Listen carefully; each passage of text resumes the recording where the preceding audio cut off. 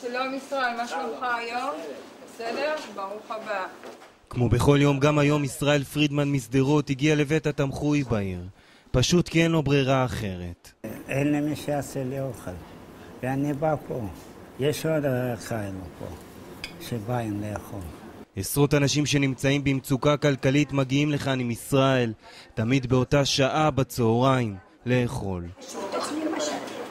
היום למרות הבושה חלקם הסכימו להיחשף למצלמה. בית התמחוי שלהם עומד לפני סגירה והם נאלצים להילחם על המשך הפעילות.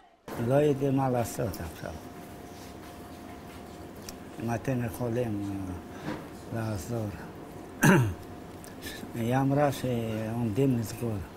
למה? אני לא מבין למה. מחפשים אוכל, רק אוכל. מהפחד, מהמתח. למה? כי אין? פחד, אין. הלוואי ולא יסגרו.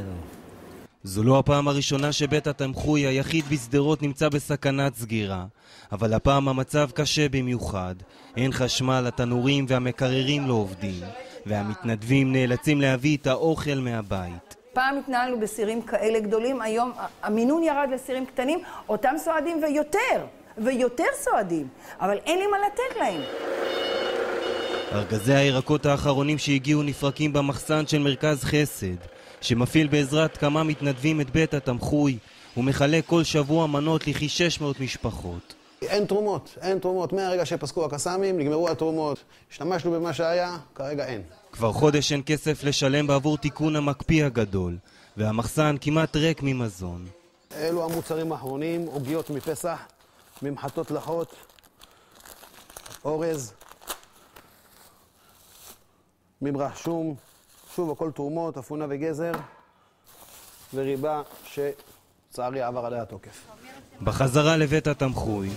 היום לא היה עוף, יש תפוח אדמה. ולתמונות העצובות האלה. מחלקים אוכל לאנשים נזקקים.